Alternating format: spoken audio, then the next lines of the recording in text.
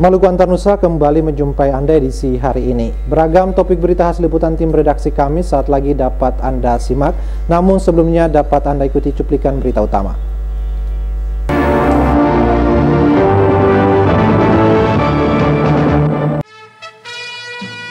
Berkas tersangka teroris ISIS siap disidangkan. Gubernur Maluku melantik Romelius Farfar sebagai penjabat Bupati Maluku Tenggara Barat.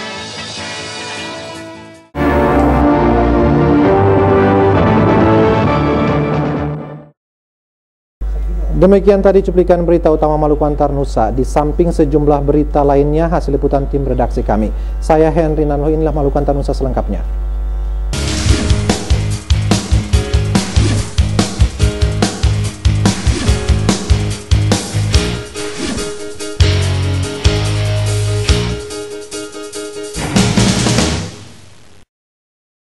Wiraskan Rukua tersangka teror dan pemerasan dengan menggunakan atribut bendera ISIS siap disidangkan di Pengadilan Negeri Ambon Rabu mendatang. Humas Pengadilan Negeri Ambon, Heri Setiabudi menyebutkan yang bersangkutan dijerat pasal pemerasan dan pengancaman dengan hukum di atas 5 tahun penjara.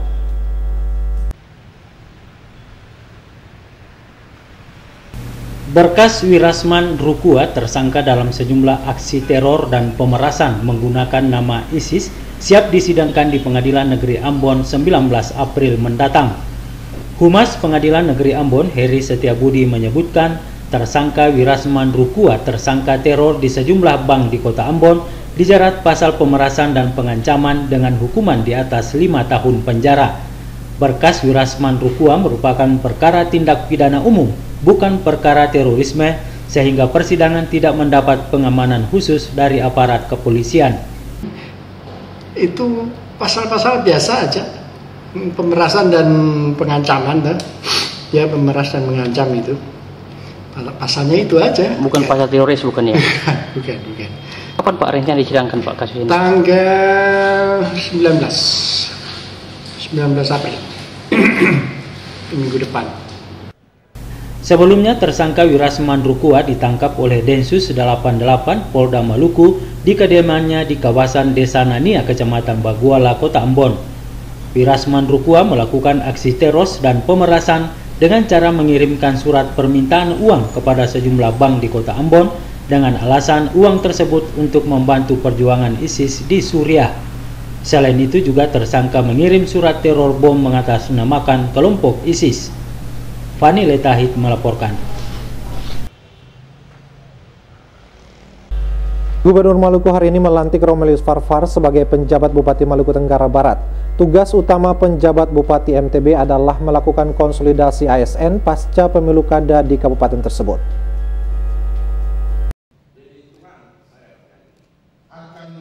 Menteri Dalam Negeri telah mengeluarkan surat keputusan terkait penunjukan penjabat Bupati Maluku Tenggara Barat. Surat keputusan Menteri Dalam Negeri tersebut menetapkan Romelius Farfar yang saat ini menjabat sebagai Kepala Dinas Perikanan dan Kelautan Maluku sebagai penjabat Bupati Maluku Tenggara Barat. Menindaklanjuti surat keputusan Menteri Dalam Negeri itu, Gubernur Maluku hari ini melantik yang bersangkutan sebagai penjabat Bupati Maluku Tenggara Barat. Gubernur Maluku Said Assegaf mengatakan sesuai dengan SK Mendagri, tugas utama penjabat Bupati Maluku Tenggara Barat adalah melaksanakan proses pembangunan dan melakukan konsolidasi terhadap ASN pasca pemilu kada di daerah itu beberapa waktu lalu. Dengannya Gubernur berharap roda pemerintahan di Kabupaten Maluku Tenggara Barat dapat berjalan dengan baik. Sesuai dengan tugas ya, Pak Bito Temar sudah mengakhiri masa jabatan kemarin ya, dan undang-undang mengatakan tidak boleh ada kekosongan jabatan ya. Oleh karena itu tadi malam pukul 00 radiogram dari Mendagri untuk mengangkat pelaksana harian ya, dan tadi kami sudah lantik Pak Romelius Farfar sebagai penjabat Bupati Maluku Tenggara Barat ya, paling lambat 1 tahun ya, tapi saya kira mungkin dalam waktu dekat ya sudah bisa dilantik Bupati definitif. Pelantikan penjabat Bupati Maluku Tenggara Barat ini ditandai dengan penanda tanganan fakta integritas dan penyerahan tugas dari Sekda kepada penjabat Bupati MTB. Pada pelantikan pejabat Bupati MTB ini juga dilakukan pula penyerahan pelaksana tugas Ketua Tim Penggerak PKK Maluku Tenggara Barat. Penyerahan tugas ini dilakukan Wakil Ketua 1 Tim Penggerak PKK Maluku, Nyonya Weli Sahuburua kepada Wakil Ketua 3 Tim Penggerak PKK Maluku Tenggara Barat. Frida Raiman Hamzah melaporkan. Menteri Dalam Negeri mengingatkan penjabat Bupati MTB untuk tidak melakukan perombakan birokrasi di lingkup pemerintah Kabupaten MTB. Pelantikan dapat dilakukan apabila sudah ada persetujuan dari Menteri Dalam Negeri.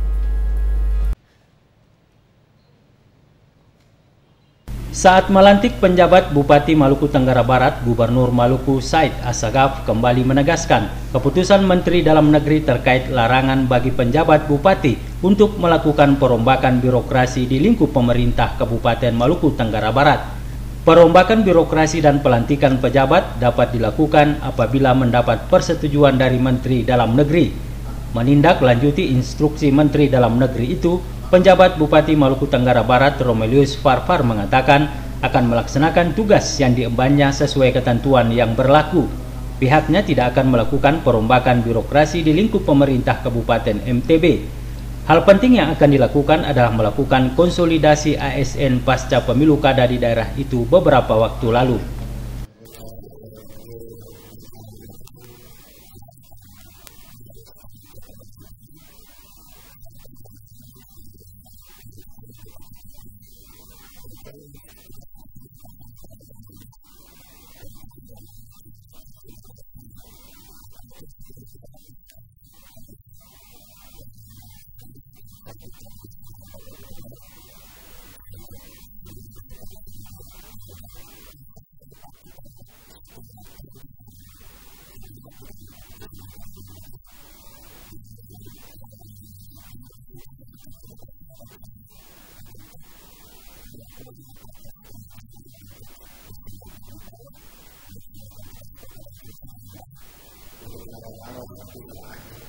Sesuai keputusan Menteri Dalam Negeri, masa jabatan penjabat Bupati Maluku Tenggara Barat akan berlangsung paling lambat 1 tahun.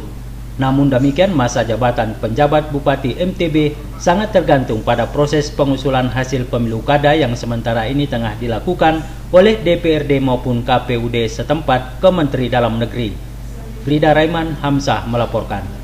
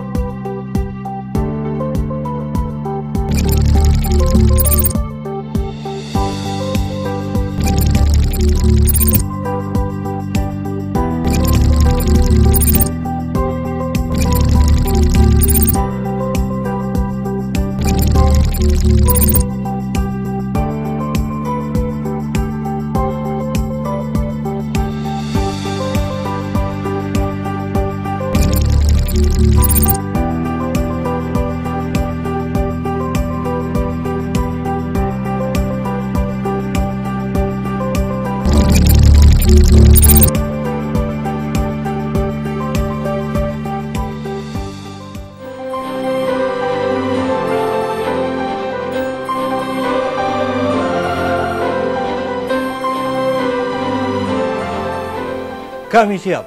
Kami siap. Kami siap. Kami siap. Kami siap. Kami siap. Melalui momentum HUT ke-24 TVRI Maluku, kami tingkatkan pelayanan kepada masyarakat Maluku dengan meningkatkan penyiaran melalui saluran digital 8-10 jam per hari. Siaran digital merupakan pengembangan dari siaran live streaming yang sudah dilakukan sejak Oktober 2016 yang lalu. Live streaming merupakan solusi terbaik untuk memberikan pelayanan kepada masyarakat Maluku yang berada di belahan dunia manapun. Karena dengan kemajuan teknologi informasi sekarang memungkinkan dunia dalam genggaman.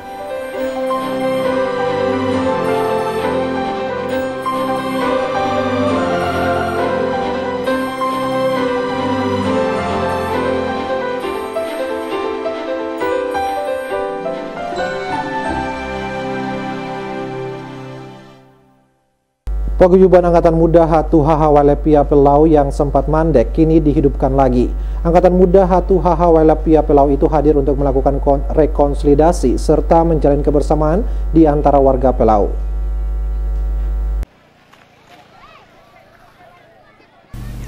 Paguyuban atau organisasi Angkatan Muda Hatu-Haha Walepia Pelau dibentuk pada tahun 1991. Sejak berdirinya organisasi tersebut tidak berjalan sesuai harapan. Bahkan sebagian warga Pelau menilai organisasi itu mati suri. Menyadari pentingnya organisasi itu, generasi muda Pelau berupaya menghidupkan lagi. Hal itu ditandai dengan digelarnya musyawarah. Musyawarah AMHW Pelau berlangsung Jumat pekan lalu di Ambon. Musyawarah itu dihadiri Ketua Umum AMHW Pelau Abdul Jalal Salampesi bersama sejumlah tokoh masyarakat dari negeri Pelau. Tema dari musyawarah itu yakni mempertegas eksistensi AMHW dan konsolidasi kader dalam menghadapi tantangan zaman. Ketua Panitia Pelaksana Ahmad Talauh mengatakan musyawarah ini dilaksanakan untuk memilih pengurus yang baru untuk menjalankan organisasi sebagaimana mestinya. Pengurus yang terpilih nanti akan melakukan konsolidasi dan merangkul semua pemuda Pelau untuk melakukan rekonsiliasi di negeri mereka. Selain itu, AMHW akan berupaya memulangkan pengungsi Pelau yang ada di Ambon ke negeri mereka. Tujuan pokok utama, tujuan pokok pemuda adalah hanya satukan suara kita untuk pulang ke kampung halaman. Karena kondisi saat ini kita terlonta-lanta dalam tempat pengungsian, tapi pemerintah daerah maupun pemerintah pusat tidak memperdulikan akan nasib pengungsi. Ini merupakan satu pelanggaran hak asasi manusia. Amanat untuk memperjuangkan hak-hak pengungsi Pelau juga disampaikan Ketua Umum AMHW Abdul Jalal Salampesi saat membuka kegiatan tersebut. Harapannya pengurus yang baru nanti merangkul semua potensi anak muda Pelau untuk mewujudkan perdamaian yang hakiki di negeri mereka. Selain itu, bersinergis dengan berbagai pihak untuk mewujudkan tujuan berdirinya AMHW Pelau. Kami hadir untuk menangani hal-hal sekaligus mengeliminir hal-hal yang tidak kami kehendaki terhadap masyarakat. Abdul Jalal Salampesi mengatakan tujuan AMHW berdiri untuk menyatukan masyarakat dan menyelesaikan konflik internal di negeri Pelau. Hamzah Tomia melaporkan. Dua madrasah sanawiyah di Maluku Tengah terpaksa bergabung ke MTS Negeri Masohi untuk melaksanakan ujian sekolah dan ujian nasional. Pasalnya kedua MTS itu belum memiliki izin operasional.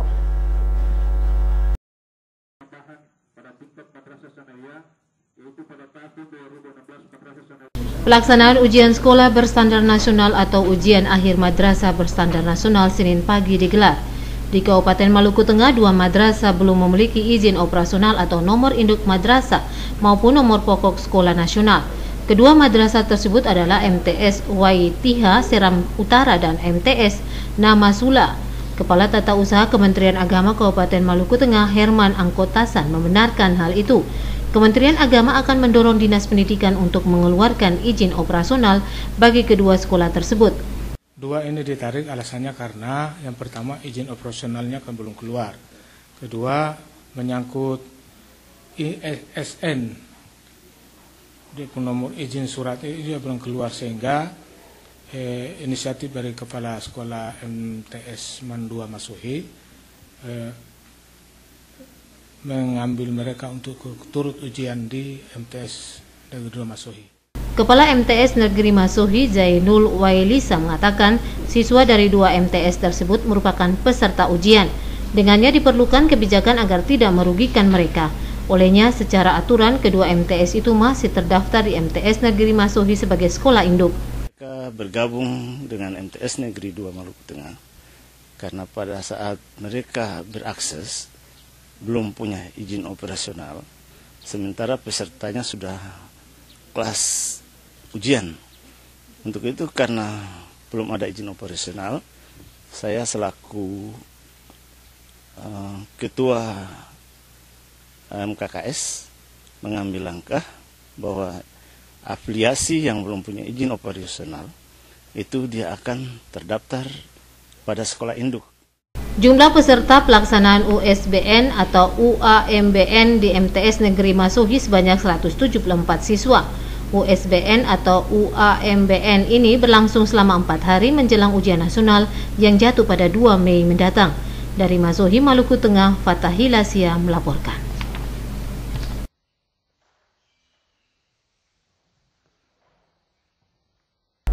Gubernur Maluku Syed Assegaf meresmikan kantor cabang utama Bank Panin Dubai Syariah Ambon pagi tadi. Keberadaan Bank Panin Dubai Syariah di Ambon diharapkan dapat memenuhi kebutuhan masyarakat dan harapan pemerintah daerah dalam meningkatkan perekonomian di Maluku. Pembukaan kantor cabang Bank Panin Dubai Syariah di Ambon setelah dikeluarkannya izin dari Otoritas Jasa Keuangan tanggal 9 Maret 2017 lalu. Dari persetujuan OJK itu juga nama PT Bank Panin Syariah dirubah menjadi PT Bank Panin Dubai Syariah. Perubahan nama ini dilakukan sehubungan dengan masuknya Dubai Islamic Bank menjadi salah satu pemegang saham dengan kepemilikan saham sebesar 38,25%. Dubai Islamic Bank adalah salah satu bank Islam yang berkantor pusat di Dubai, Uni Emirat Arab. Direktur Utama PT Bank Panin Dubai Syariah, Denny Hendrawati mengatakan, Panin Dubai Syariah Bank adalah 5 bank besar di dunia dan 10 bank terbesar di Indonesia. Pembukaan kantor cabang di Ambon ini merupakan kantor cabang ke-22 di Indonesia. Pihaknya akan terus berupaya meningkatkan perluasan layanan bukan hanya di Maluku namun juga pada kota-kota besar di wilayah timur Indonesia. Di Ambon ini tentu sudah seperti Bapak Gubernur bicara, pasti kehadiran kita sudah menjadi perhatian bahwa Ambon ini mulai berkembang sehingga kita hadir di sini dan kita memang ada komitmen untuk perkembangan di timur. Jadi pastinya ini adalah suatu pandangan kami berdasarkan efek kami bahwa kami hadir di Ambon untuk menambah perkembangan maupun perkembangan daripada kota Ambon ini sendiri yang sudah menggeliat. Jadi kami hadir di kota Ambon. Gubernur Maluku Syed Assegaf mengatakan kehadiran Bank Panin Dubai Syariah di Ambon setidaknya meyakinkan masyarakat dan pemerintah bahwa perkembangan ekonomi khususnya industri keuangan di Maluku terus bergerak. Berkembangnya ekonomi syariah di Maluku dapat memberikan dampak dan bermanfaat seluas-luasnya bagi masyarakat Maluku. Olehnya, Gubernur berharap konsep keuangan dan ekonomi syariah sebagai suatu sistem dan bukan monopoli Islam semata.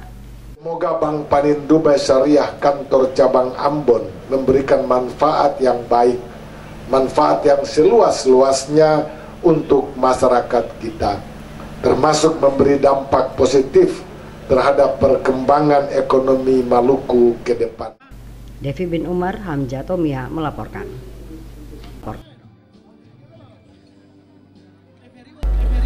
Memasuki usianya yang ke-400 tahun, Rumah Pusaka Lating Nustapi Negeri Hila, Kecamatan Lehitu direnovasi. Renovasi rumah adat ini merupakan yang kedua kalinya setelah lapuk termakan usia. Selain Gubernur Maluku, renovasi rumah adat ini dihadiri pula 4 sultan dari Maluku Utara.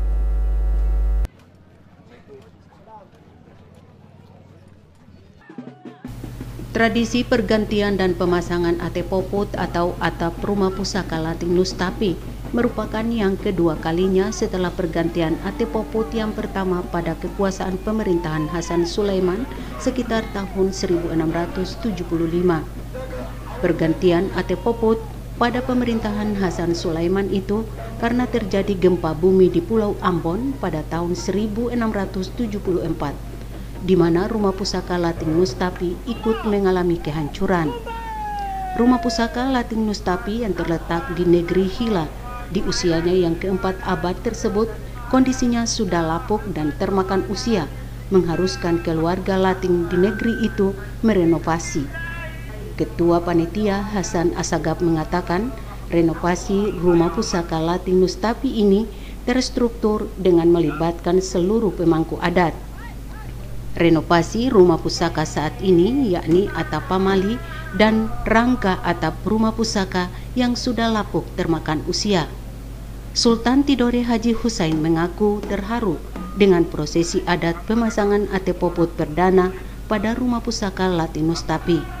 Menurutnya, rumah adat Latin Nustapi dalam sejarah hikayat Tanah Hitu berasal dari keturunan Jailolo, Maluku Utara. Perdana Jamilu datang ke Tanah Hitu membawa beberapa peninggalan sejarah yang hingga kini masih berada di rumah pusaka Latin Nustapi. Keberadaan rumah pusaka Latin Nustapi tidak bisa dipisahkan dari proses kedatangan 4 perdana yang datang ke Tanah Hitu. Diharapkan rumah pusaka ini dijaga, dirawat kelestariannya oleh anak cucu karena menjadi situs sejarah di Tanah Hitu. Gubernur Maluku Said Asagaf mengatakan makna dan simbol ate poput yang melambangkan persaudaraan yang kuat. Rumah pusaka ini dapat disebut sebagai pusat peradaban dunia. Karenanya Asagaf meminta fungsi dari rumah pusaka ini dijaga sebagai tempat berkumpul dan bermusyawarah serta bersilaturahmi warga dan anak cucu di Desa Hila. Pada kesempatan itu, Gubernur dan 4 Sultan dari Maluku Utara menerima ate poput atau atap kehormatan. Rahma Latukonsina dan Junaidi Asril melaporkan.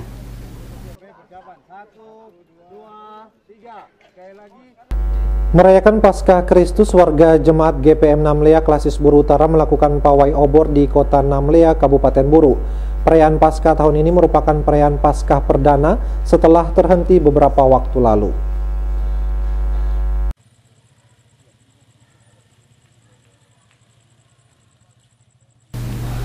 Rangkaian perayaan Paskah Kristus yang berlangsung di Jemaat GPM Namlea ditutup dengan arak-arakan pawai obor di beberapa titik jalan.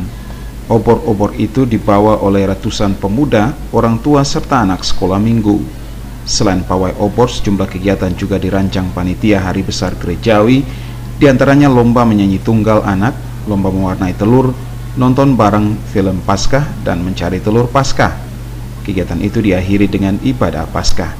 Ketua Panitia Hari Besar Gerejawi Jemaat GPM Namlea, Halbab Turu mengatakan, perayaan Paskah tahun ini adalah perayaan Paskah perdana yang dilakukan oleh warga Jemaat GPM Namlea setelah terhenti sekitar 18 tahun. Perayaan Paskah perdana ini merupakan wujud toleransi umat beragama yang ditunjukkan warga Namlea dan Kabupaten Buru umumnya. Kegiatan Paskah ini sudah sangat terharu untuk masyarakat Kota Namlea. Untuk kedua komunitas sudah sangat bagus untuk saling toleransi untuk berumat beragama. Kami menampakkan ini sebagai salah satu bentuk kerukunan dalam umat beragama, khususnya dalam Kota Namlea ini, yang notabene-nya ada beberapa umat yang punya agama yang Protestan, Katolik, Islam maupun Hindu, Buddha. Ketua Majelis Jemaat GPM Namlea, Pendeta Ingrid Latuperisa mengatakan, Paskah perlu dimaknai serta diimplementasikan oleh umat percaya. Dengannya wujud yang dinampakkan oleh Kristus dapat terlihat oleh dunia dan sekitar kita. Latuperisa juga mengaku bahwa perayaan Paskah tahun ini didukung serta ditopang oleh warga Muslim di Kota Namlea dan sekitarnya, sehingga pada proses pawai obor yang dilakukan saat itu berjalan dengan baik sebagaimana rancangan yang dikomunikasikan bersama tokoh agama di sana. Dirinya berharap dengan kegiatan seperti ini, hubungan persaudaraan yang rukun dan damai di daerah itu akan terjalin harmonis. Dan kami Jemaat GPM Namlea merasakan ini betul dengan acara Paskah yang luar biasa bagi kami. Jalan obor yang aman, semua masyarakat yang mendukung, dan biarlah ini tetap terjalin indah, bukan hanya dalam kegiatan-kegiatan keagamaan seperti ini, tetapi kegiatan apapun yang kami berrelasi antar umat beragama semuanya terjalin. Latuperisa juga berharap bukan saja perayaan Paskah yang berjalan dengan baik, namun perayaan seluruh hari-hari besar keagamaan dapat berjalan dengan baik di daerah tersebut. Dari Namlea, RN Stasi Jawa melaporkan.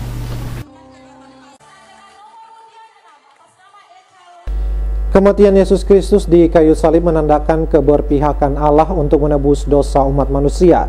Dalam karya penyelamatannya, Yesus rela disiksa karena memperjuangkan kebenaran dan keadilan.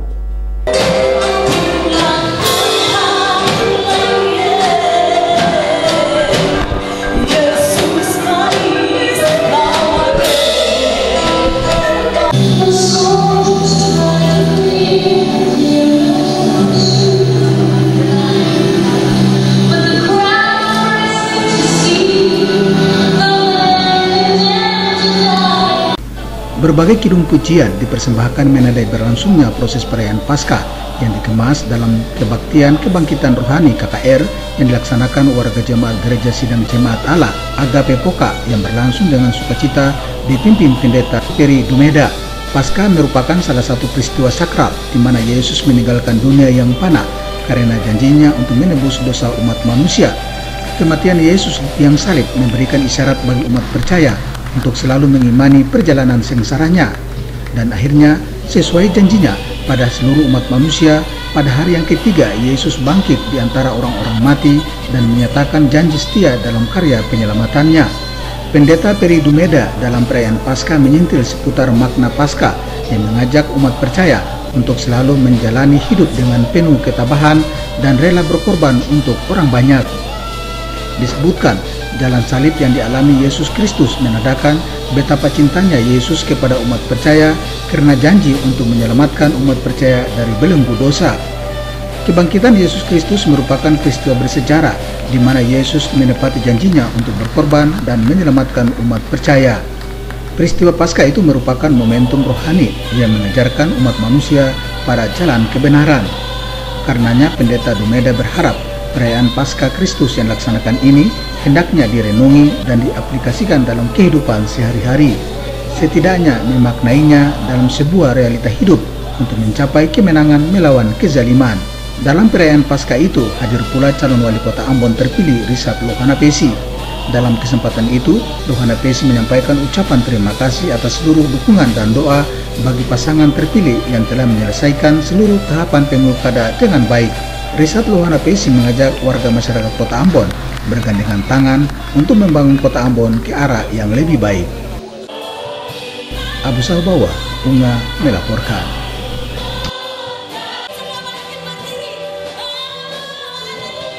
Warga Jemaat GPM Negeri Lama menyambut Paskah Kristus dengan ungkapan puji-pujian.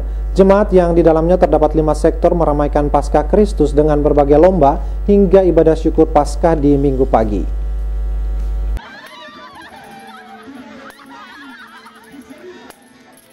Puji-pujian mengawali perayaan Paskah Kristus Jemaat GPM Negeri Lama Sabtu malam. Dalam jemaat ini terdapat 5 sektor pelayanan. Masing-masing sektor dijemput oleh panitia hari-hari besar gerejawi dengan iringan trompet memasuki lokasi perayaan Paskah. Hal ini menandai kebersamaan dan sukacita perayaan kebangkitan Yesus Kristus. Ungkapan puji-pujian dilantungkan dengan sukacita oleh jemaat menambah semarak perayaan Paskah Kristus jemaat.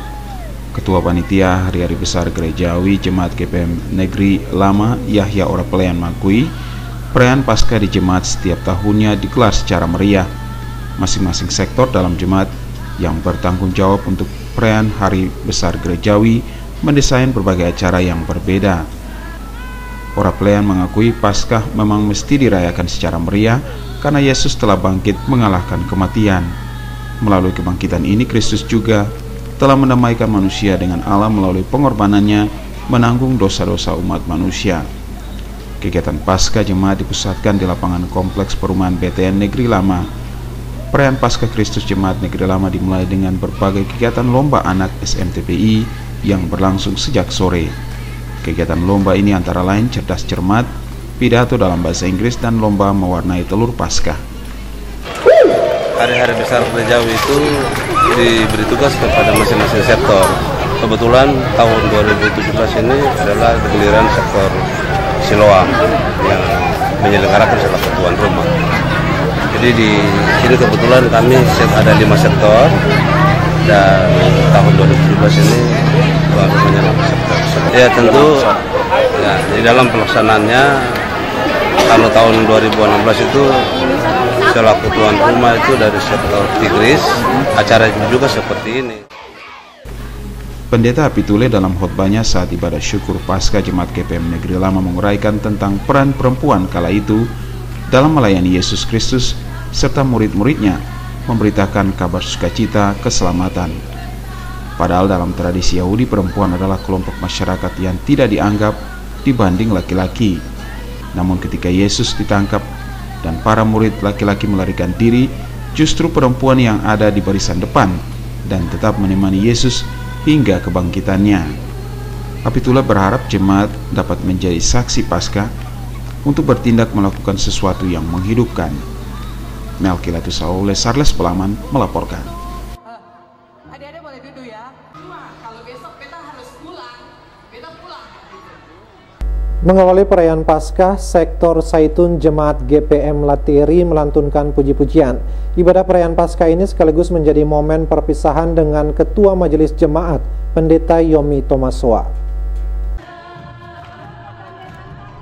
Dalam suasana sukacita, sektor Saitun Jemaat GPM Latiri merayakan kebangkitan Kristus. Ungkapan puji-pujian dilantunkan jemaat menanti puncak perayaan Paskah Kristus pada Minggu dini hari. Kebangkitan Yesus Kristus dari kematian seperti disampaikan dalam Injil, yakni setelah hari Sabat. Kebangkitan Kristus yang dirayakan sebagai hari raya Paskah umat Kristiani memiliki makna kehidupan. Yesus Kristus telah berkorban demi menyelamatkan umat manusia dan pengorbanan membebaskan manusia dari dosa. Paskah disebut sebagai tindakan Allah mengasihi manusia dengan mengorbankan putra Yesus Kristus. Hal ini diakui Ketua Pelayanan Sektor Saitun Diaken Lim Makaruku saat perayaan Paskah Kristus. Menurut Makaruku, pengorbanan Kristus mesti disambut dengan ungkapan syukur dan sukacita, karena pengorbanan ini adalah bukti cinta kasih Allah bagi manusia. Bukti cinta kasih ini perlu diteladani oleh umat percaya. Teladan ini perlu dihargai dan disikapi dalam setiap perbuatan yang benar dari umat percaya dengan mengimani Kristus Yesus sebagai Tuhan dan Juru Selamat. Makna dari perayaan Paskah ini selaku orang beragama, yang khususnya orang Kristen, kita harus menyambut itu karena Yesus mati bangkit itu demi kita mengabdi. Makanya kita harus menyambut itu Pak dengan meriah, dengan sukacita. Nah itu kita harus memperlakukan itu dalam kita hidup selaku orang Kristen, harus kita laksanakan itu. Dalam perayaan Paskah sektor Saitun ini dilakukan perpisahan dengan Ketua Majelis Jemaat Pendeta Yomi Tomasoa yang rencananya akan bertugas di Jemaat GPM Hatalai. Pendeta Yomi Tomasoa mengakui masih banyak kekurangan yang perlu dibenahi dalam misi pelayanan di jemaat. Kesempurnaan pelayanan ini hanya dapat dilakukan Yesus Kristus sebagai kepala gereja yang diimani oleh umat percaya. Jemaat bersama Ketua Majelis mengelilingi api unggun sebagai tanda Injil Kristus yang terus menyala dan memberi terang bagi setiap umat percaya. Melkilatus Saule Sarles Pelaman melaporkan.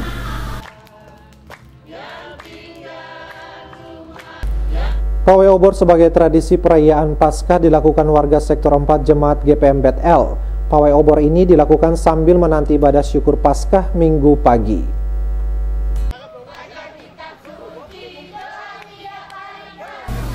Sektor 4 Jemaat GPM Bet-El mengawali kegiatan Paskah Kristus pada Minggu dini hari kemarin dengan jalan obor melewati kawasan pelayanan sektor itu. Sejumlah anak, remaja, SMTPI, pemuda maupun orang tua menggelar arak-arakan pawai obor. Pawai obor ini juga dilakukan sejumlah jemaat di pusat kota yang secara bersamaan melaksanakan pawai sekitar pukul 2 dini hari. Selain pawai obor, sejumlah pemuda pada jemaat yang berbeda juga melakukan jalan salib atau Via Dolorosa. Suasana kemeriahan Paskah ini sesekali diwarnai dengan peluncuran kembang api. Setelah pawai obor, warga sektor 4 Jemaat GPM Bet-El melakukan ibadah syukur Paskah.